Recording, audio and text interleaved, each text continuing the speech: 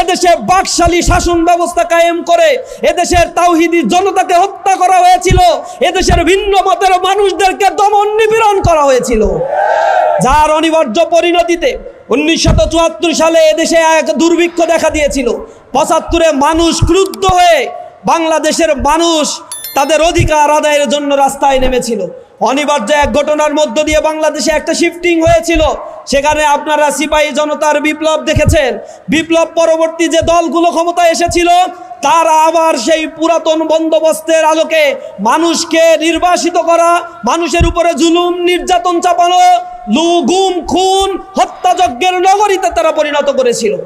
বিনিময়ে স্বৈরাচারের বিরুদ্ধে জনতা আবার ফুঁসে উঠে জীবন দিয়েছিল। তারা মনে করেছিল স্বৈরাচার স্বাদ বিতাড়িত হয়েছে, এখন বাংলাদেশে ডেমোক্রেটিক একটা এনভায়রনমেন্ট তারা ক্রিয়েট করতে পারবে। আমরা দেখেছি কিছুদিনের ব্যবধানে এই স্বৈরাচার